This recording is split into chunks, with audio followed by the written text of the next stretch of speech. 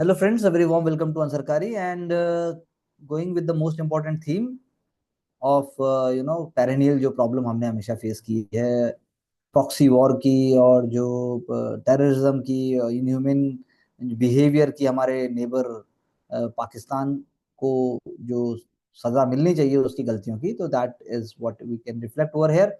सो जो key message है वो ये है कि that India is much more resilient, India is much more capable, India is much more standing on its own feet. इसीलिए आपको एग्जामिनेशन पर्सपेक्टिव से पहली बात तो आपको पाकिस्तान ऑक्यूपाइड J&K में और पाकिस्तान में आपको ये पता होना चाहिए साइट्स कौन सी थी.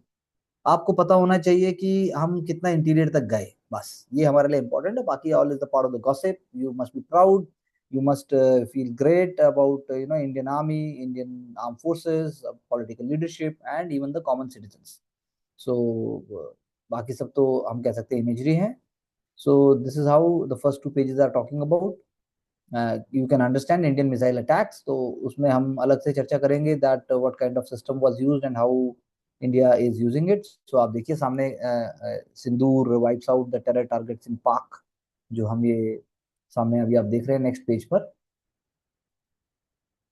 तो पॉइंट ये है कि we have done it in a very resilient manner, we have done it in a very calculated manner, we have done it in a very very mature manner. हमने रेजिलिएंट और हमने बात की है, हमने रेजिस्टेंस की, हमने डेटरेंस की बात. When we see India's operation against Pakistan, very important from the examination perspective. तो आपको सारे ऑपरेशंस जो हैं उनके नाम आपको याद होने चाहिए. कैक्टस लिली टू बंदर, इंडिया ऑपरेशन अगेंस्ट पाकिस्तान. यहाँ पर देखिए जैसे पूरा अगर हम ध्यान से देखते हैं तो operation riddle 1965 war, India's military response offensive launched by Pakistan on the code name Operation Gibraltar and Grand Slam in 1965. As Pakistan violated LOC and entered Jammu and Kashmir, India launched this operation targeting Lahore and Kasur in September 1965. Operation Ablaze, ये भी एक context में था India Pakistan के 1965 war के context में. Indian Army preemptive mobilisation plan 1965, और उसमें हमने जो है रन ऑफ कच्छ एरिया में हमने जो है विदाउट टाइम किए हमने लार्ज स्केल मोबिलाइजेशन किया और इंडिया की रेडीनेस को बताया. They push back Pakistan and led to Tashkent agreement brokered by Soviet Union. Operation Cactus Lily 1971 war.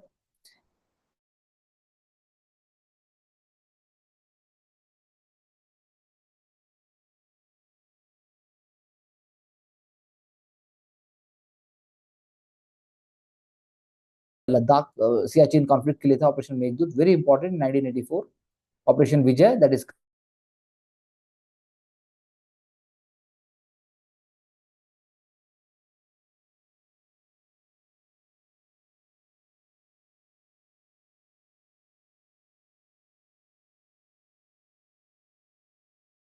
Pakistan very claims with several terrorist. तो ये आपको सब पता होने चाहिए. So it's a measured response. Kinetic strikes का मतलब होता है then what kind of ammunition, what kind of artillery, what kind of defense equipments and forces we are using in the Pakistan occupied Kashmir and as well as deeper inside Pakistan. So first of all, it is the retributive justice, retribution to justify public and the political outrage at the barbaric and the faith-based gunning down of the 26th tourists Pahalgam. So the revenge, as old as the French as goes, is a dish best served cold because it is the assurance and inevitability of response. So rather than its swiftness, that sends an appropriate message to the attacker and establishes the credibility of the victim. तो हमने वही किया है. So cross-border terrorism, we have always said that it is the biggest challenge for us. So they are coming to us again, haunting. So perpetrators are non-state actors. एक और keyword जो यहाँ पर है, that is very important. And secondly, no matter how we have taken our revenge, but it is a tactical response. Indian state actually needs to establish vis-a-vis Pakistan's conventional deterrence as a part of the well thought out strategy. So mutual nuclear deterrence has held for 26 years in subcontinent. India का no first use policy है. Neither side has employed nuclear weapons, but India's significant conventional superiority और पाकिस्तान इरोड हो गई थी.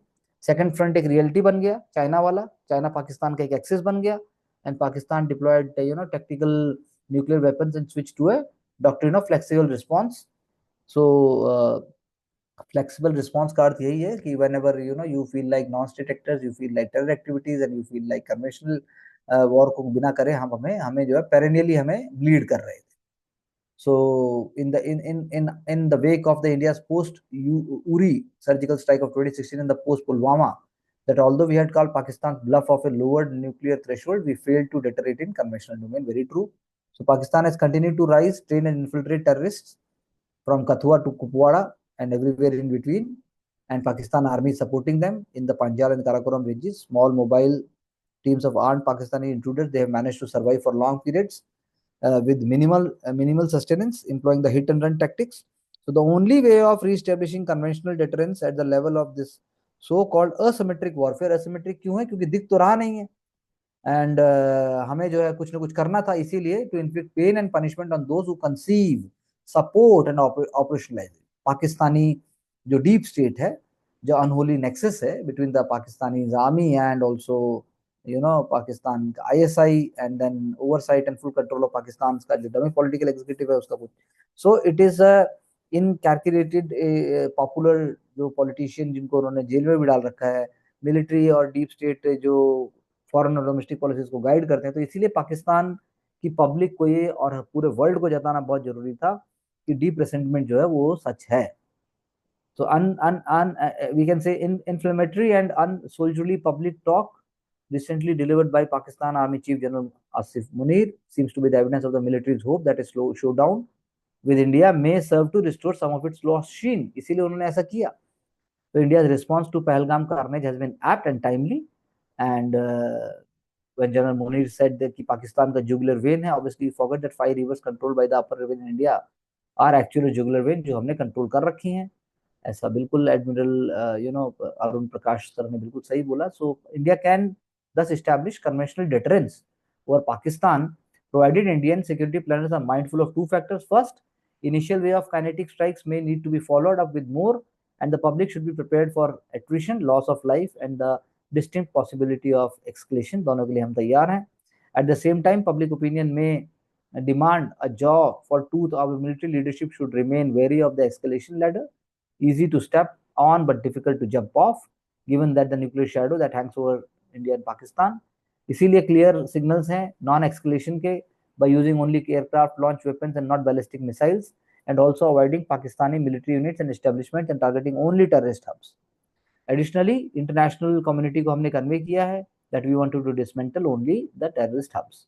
So vigorously pursuing its low cost strategy of terrorist strikes on India, Pakistani deep state ने हमेशा एक myth को बढ़ाया आगे कि जो है उसके पास न्यूक्लियर आर्सेनल है और वो कुछ भी कर सकते हैं, और जो है एग्जिस्टेंशियल थ्रेट आएगा तो वो छोड़ेंगे नहीं.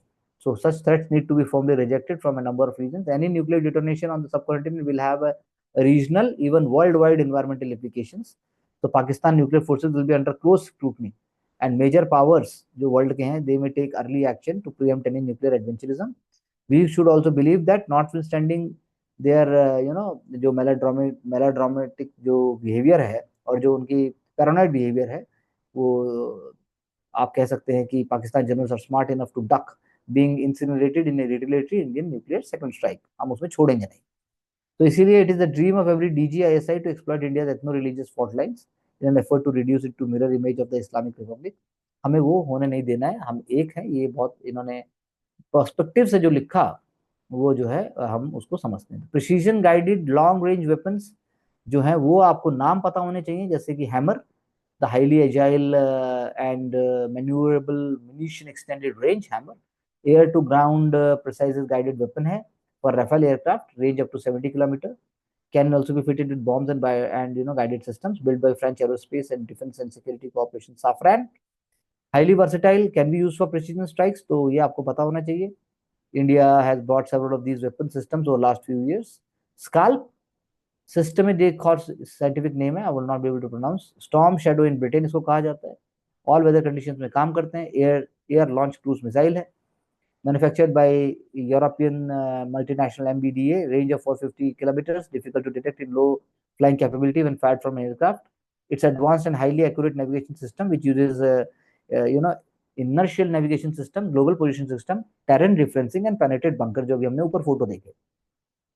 Meteor is a new generation beyond range visual air to air missile visual range air to air missile, BVRAAM।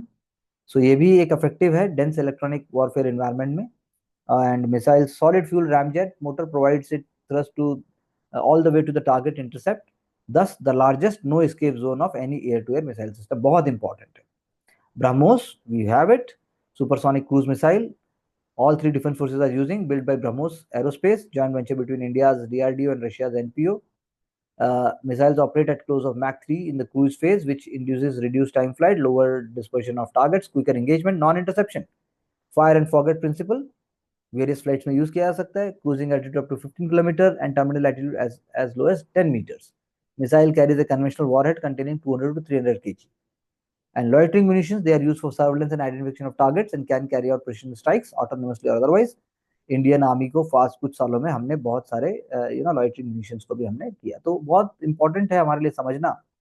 And जो हमने कल बात की थी India UK free trade agreement की, उसके अंदर अप्रैल शेयर यानी टेक्सटाइल को तकरीबन 1 बिलियन के गेन होने की बात है। ड्यूटीज कम होंगी और चाइना के साथ हम compete कर पाएंगे, हम वियतनाम के साथ compete कर पाएंगे। And then UK imports which are coming here, they are also be helping in other way। China accounts for 21% of the imports and Bangladesh 19%। तो यूके की मार्केट के अंदर हम बहुत अच्छा इम्पैक्ट कर पाएंगे। Tea, process food, shipments to rice, no gain for rice exporters, क्योंकि जो है domestic traders are expected to see lamb, confectionery, salmon India में बढ़ेगा।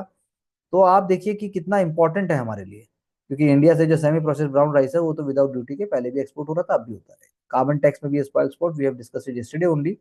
एंड इंडियन आईटी वर्कर्स को भी फायदा होगा। And then jewellery export is likely to search, we have discuss that also. Gold and diamonds के बहुत फर्क पड़ेगा, और यूके में बहुत रिसेंट टाइम्स में there have been number of stores open। So these are all kind of developments are really going to help us। UK suppliers given access to public procurement market, this is very very important। and वो tenders में भी आएंगे, they can now participate in the procurement tenders of 200 crores as class 2 suppliers। UK suppliers all will be excluded from the state and local government level contract, they will be barred from selective sensitive sectors in the government contract up to rupees 200 crore। so Indian government procurement market is one of the largest in the world, उसके लिए भी UK को benefit होगा। तो win win situation है दोनों के लिए। FTA's preferential access is one of the most affluent markets, a boost for India's high end merchandise। और 3 साल से नेगोशिएशंस हो रहे थे, और ये जो है ये deal between the world 5th and the 6th largest economies, India को बहुत बेनिफिट होगा। And final details will be there soon. So long standing demand हमने मानी है, लेकिन हमें कार्बन टैक्स नहीं चाहिए, जैसा हमने पहले भी बात किया था।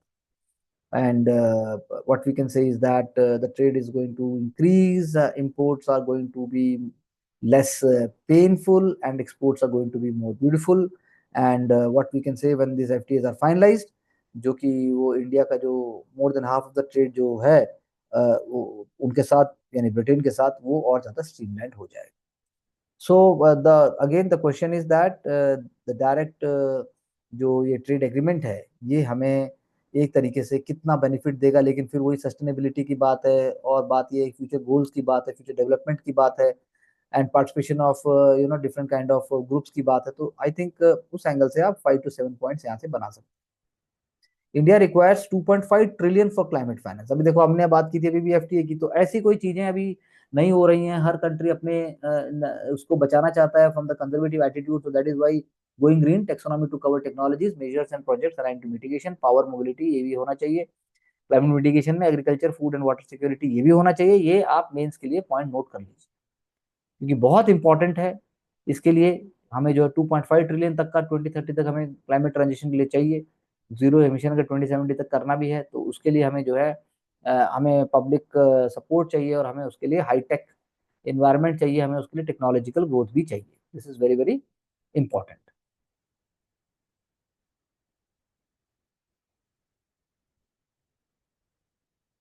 अगेन चाइना का यहाँ पर एग्जाम्पल है in terms of the China US का जो चल रहा है, लेकिन उसके कॉन्टेक्स्ट में भी what we can see, China injects monetary stimulus. तो यानी कि चाइना ने लिक्विडिटी बढ़ाई, चाइना ने टैरिफ जो इकोनॉमी को हिट किया है उनकी, उसको रोकने के लिए, उसको बचाने के लिए US and China officials will be meeting in Switzerland.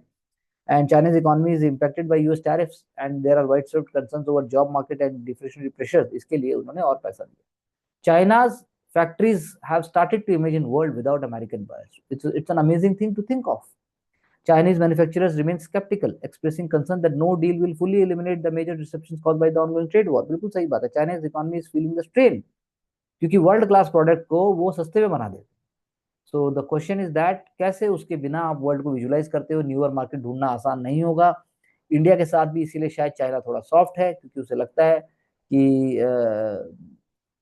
Indian market is really going to support it when the time comes. Genome edited crops की हमने बात की थी, बिकॉज अभी अभी you know there are two you know हमने India के context में हमने बात की थी कैसे राइस के कॉन्टेक्स्ट में हमने बात की थी कि कैसे नई वेराइटीज हमें हेल्प करें। लेकिन सबसे पहले what is genome editing technology? Genome editing technology is going to help precise alterations in the DNA sequences, जिससे आप टारगेटेड चेंजेस करते हो नेटिव जीन्स के अंदर, उससे जो जो भी उससे क्रॉप है उसके जो है ट्रेड्स जो है वो बढ़ जाते हैं। तो जेनेटिक मॉडिफिकेशन टेक्नोलॉजी की तरह आप उसमें मॉडिफाई नहीं कर रहे हो। मॉडिफाई करने का मतलब है you are inserting some foreign DNA into the genome of an organism. So in 2022, Environmental Ministry had exempted certain types of genome-edited crops, site-directed nuclease (SDN1) and SDN2 genome from the Rules 7 and 11 of the Environment Protection Act from biosafety regulations applicable to GM crops to ensure wider use of this technology and accelerate genetic improvement of the crops. So DRR rice, कमला, जिसकी हमने बात भी की थी, उसको develop किया गया gene editing technology से, एडिट कर दिया गया। और उसके बाद आप ये मानिए कि इससे क्या होगा, टॉलरेंट हो जाएगी, early rise, early early early growth होगा, water consumption is less, even carbon emission is less. तो ये बेनिफिट्स हैं। और आप कह सकते हैं कि शॉर्टर ड्यूरेशन, कम पानी, कम फर्टिलाइजर, इन सबसे जो है ग्रोथ को बहुत मदद मिलेगी। और कौन सी कंट्रीज हैं जो ये टेक्नोलॉजी यूज कर रहे हैं? तो there are more than 50 countries of about 70 crop species वो यूज करते हैं और कमर्शलाइज करते हैं। जैसे कि आप सोयाबीन मानो, और उसके बाद पंजेंसी फ्री मस्टर्ड ग्रीन मान लीजिए, यूएसए में टोमेटो मान लीजिए, जापान में मेज मान लीजिए, फंगल रेजिस्टेंट बीट चाइना में मान लीजिए, and reduced browning banana Philippines में मान लीजिए, नॉन ब्राउनिंग लेट्यूस यूएसए में मान लीजिए। तो बहुत सारे एग्जांपल्स। हम अभी पीछे हैं, लेकिन हमें सोच समझ के करना होगा। सो ऑब्वियसली प्रोडक्टिविटी को बढ़ाएंगी, बहुत ज्यादा बढ़ाने में मदद करेंगी। लेकिन क्या हमने इनफ कर लिया, या हम पीछे तो नहीं, हम धीरे तो नहीं है, जोन्स में तो हम करेंगे। तो मेरा क्वेश्चन आपसे यही है कि ये तो सिर्फ पैडी की बात है, कॉटन का क्या होगा, सोयाबीन का क्या होगा, मेज का क्या होगा, पल्सेस का क्या होगा, और ऑयल सीड्स का क्या होगा? उस कॉन्टेक्स्ट में आप सोचिए, और हम उसको थोड़ा सा आप गूगल करके आप एक शॉर्ट नोट बनाइए ताकि हम डिस्कस कर सकें। Indian astronauts will be on moon and Mars on radar, बिल्कुल सही बात है। हम बात कर रहे हैं 2035 तक भारतीय अंतरिक्ष station will be open in the new frontiers in the research and global cooperation. हमने कल भी चर्चा की थी कि कैसे जो है हमारे रडार के ऊपर है ये, कैसे हम इंटरनेशनल स्पेस स्टेशन में भेज रहे हैं, कैसे हम गगनयान की बात कर रहे हैं, कैसे हम बात कर रहे हैं, हम व्योम ये जो भेज रहे हैं हम स्पेस में, हम पूरे टेस्टिंग कर रहे हैं ताकि हम आने वाले समय में अपना फुल फ्लेश तरीके से जनता के लिए और पूरे विश्व की भलाई के लिए हम कर सकें। Because India made history by reaching Mars on it's first attempt in 2014। Chandrayaan 1 helped discover water on the moon. Chandrayaan 2 gave the world highest resolution images of the moon, and Chandrayaan 3 increased the understanding of the lunar south pole. ये paragraph अपने आप में ही बहुत important है, क्योंकि India की space journey जब 1963 में एक स्मॉल रॉकेट से शुरू होती है, तुम्बा तुम्बा ऑब्जर्वेट तुम्बा जो स्टेशन है, रॉकेट लॉन्चिंग स्टेशन तिरुवनंतपुरम में, वहां से हम शुरुआत करते हैं। आर्यभट्ट हमारा मोस्ट इंपॉर्टेंट बिगनिंग था। तो आज हम बहुत आगे पहुंच गए हैं। Why UAPA invoked not in any other law when normal smoke canisters can use? High Court is asking, rightly so. So वही बात है कि सुप्रीम कोर्ट जो है अपने आप में कस्टोडियन भी है हर व्यक्ति के हर व्यक्ति के राइट्स का। तो इस कारण अब क्या आंसर देती है सरकार, उस पर हम इस पे चर्चा कर सकते हैं। Thalassemia, thalassemia is a very very very very crucial एक अंडरस्टैंडिंग, उसकी अवेयरनेस होनी चाहिए थैलेसीमिया पेशेंट्स के लिए, because it's a blood related very very उसमें ब्लड क्लॉटिंग ही नहीं हो पाता थैलेसीमिया में। So iron chelating medicine, screen testing, and then parental diagnostic services, free ambulance services, free financial assistance of ₹3,000 per month to thalassemia patients having domicile of Haryana and own income less than 3 lakh. So financial assistance up to 10 lakh for bone marrow transplantation up to age of 12 years by Coal India Limited. Direct and clear objectives to collaborate with ISRO, ऐसा European space agency ने बोल दिया है। अब obviously things are warming up. ISRO अपने आप में role model है, इसरो अपने आप में जायंट है। सो आप कह सकते हैं कि intent on human space exploration on the sidelines of the global space exploration conference में ऐसी बात हुई। आपको लेकिन पूरे के पूरे जो रिसेंट एक्सपीडिशंस हैं इसरो के, और जो भी डेवलपमेंट हुए हैं, चाहे वो जियो सिंक्रोनस व्हीकल के कॉन्टेक्स्ट में हो, चाहे फिर वो PSLV हो, चाहे फिर वो GSLV हो, इन सब कॉन्टेक्स्ट में आपको पता होना चाहिए, PT के लिए इंपॉर्टेंट है। Starlink receives government clearance to offer satellite internet services in India. सही बात है, डेटा लोकलाइजेशन यही होगा। आपका क्या 5 साल का प्लान है वो पूरा होना चाहिए। आप उसको कैसे हमारे इंटरेस्ट को प्रोटेक्ट करते हुए सर्विसेज देंगे वो पता होना चाहिए। लोकल मैन्युफैक्चरिंग होनी चाहिए। डोमेस्टिक नेविगेशन सिस्टम यूज करेंगे, और कैसे आप ब्लॉकिंग मैकेनिज्म को और लगाएंगे, और कैसे आप कॉर्पोरेट लॉ एनफोर्समेंट एजेंसी के साथ करेंगे। ये कुछ की पॉइंट्स हैं जिनको हमें समझना होगा। इनके बाद ही हम वर्ल्ड क्लास स्ट्रक्चर को क्रिएट करें। So with these ideas, we wind up today's session, and please take up 2 to 3 important themes so that we can create a short note on it. Thank you very much.